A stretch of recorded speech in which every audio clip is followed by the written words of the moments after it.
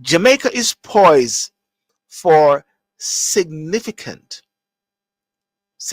political changes in 2025, with several key developments on the horizon. General elections are scheduled to be held by 2025, within this year, with some speculation it may occur earlier, very early, could be any time. You know, such major parties, the Jamaica Labour Party, the JLP, and the People's National Party, are gearing up for a competitive race.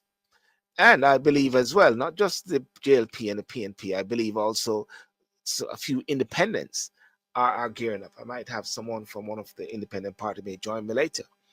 All gearing up for a competitive race. Transition to republic. Jamaica aimed to remove King Charles III as head of state and become a republic by 2025. I was saying to myself the other day, what is the diaspora actually saying in regards to this actual move? How is the diaspora? What's the voice of the diaspora at this time? Can we vote? I can simply answer that no, you cannot vote from overseas, but of course you can vote if you go down to Jamaica. I think one of the things we call it is election tourism. Nothing stops anyone from registering in Jamaica and then go down to Jamaica to vote. So there's a possibility. The diaspora in its impact is very powerful, I believe, when it comes on to remittance, as we all know. That was very significant during the COVID period. The diaspora effect, I believe, should be and very important when it comes on to transition from the King of England to a president or to whatever, right? And I believe that role is very significant. There is a discussion which is going to be had on. There's going to be Tuesday and also Thursday. Let me see. Tuesday and Thursday. I can't put up the information there. There's going to be a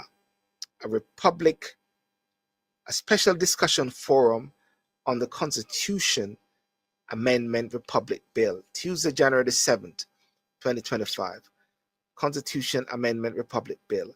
I'm not privy to put out the information yet because they're still in the process of working it out. It's going by Zoom with Professor Rosalie Hamilton, Miss Michael Jackson, and Miss Danielle Archer. And it's a special discussion talking about the Constitution Amendment Bill, I believe, which is very important. And I believe a lot of people should be aware of what is happening. And then on the 9th, there's going to be a virtual Constitution reform panel discussion also taking place, led by the Honorable Marlene Malahou Fort, KC. She's Minister of Legal and Constitutional Affairs, and also Constitution law expert, Dr.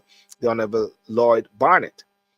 There's also a Mr. Dr. Sumit Bisaria, International IDEA, is from, and Dr. Elliot Bulmer from International IDEA. This is going to be Thursday, January the 9th. In the theme, the Caribbean in an era of decolonial constitutionalism, lessons and insights. Right? Now, who is supposed to be hearing these sort of discussions? Who is supposed to be getting involved and having dialogue in these discussions? This is a theme. Caribbean in an era of decolonial constitutionalism, lessons and insight. I believe somehow at times that these sort of discussions is pointed away from the average Jamaican, I must say. I believe it is, David, or you? I think it is pointed away from the average Jamaican. When it comes on to election, for argument's sake, election 2025. And if we go back to, hi, Happy New Year to you, Michelle, how are you? Hopefully, if you can come on, you can come on. When you think of the elections in previous years in Jamaica, the last general election, the last local government elections, the last by-elections, what you see is something very significant.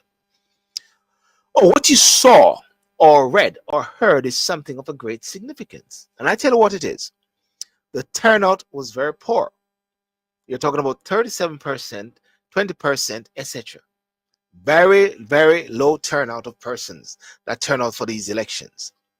And then you have to ask yourself a question: who are the persons that turn out for these elections? What is the class status of these persons who turn out for these elections? Do you know? Anyone know? Can you tell me who are the persons that turn out for these elections? Who are the persons that go to vote? Who are the persons that determine whether it is going to be a PNP or a JLP? Who are the persons?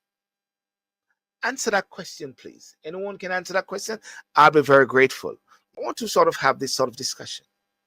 And what I got to understand, even from in my brief visit to Jamaica of recent days, that the persons that turn out for elections to vote, the person that seem to be very vocal and engaging in these elections, are the poor class, are the so-called, what we say, those who are not that educational, bright, you know, you know, those are the type of persons who are.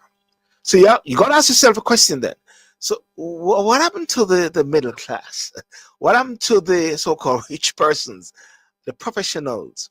Why are they not engaging?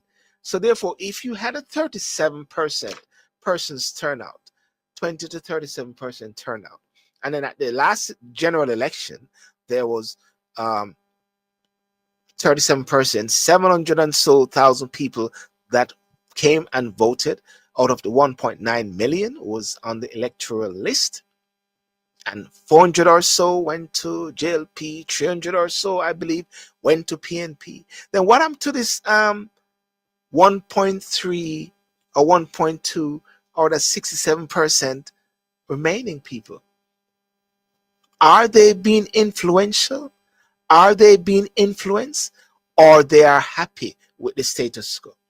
They don't want to rock the boat. Why? So therefore you have the 37% and the 27% or so of the persons who are the ones who are gaining traction within the electoral thing. The ones that can be well be bought. That's what they'll say.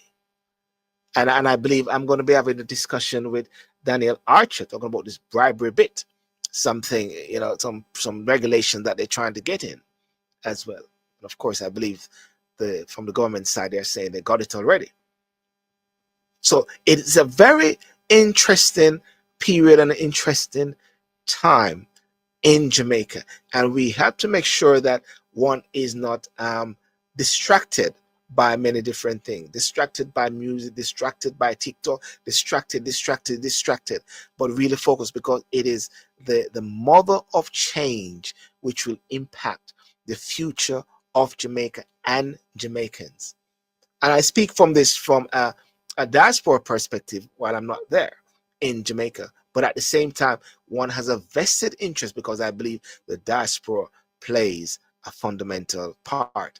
You can agree with me or you can disagree with me. What do you say about that?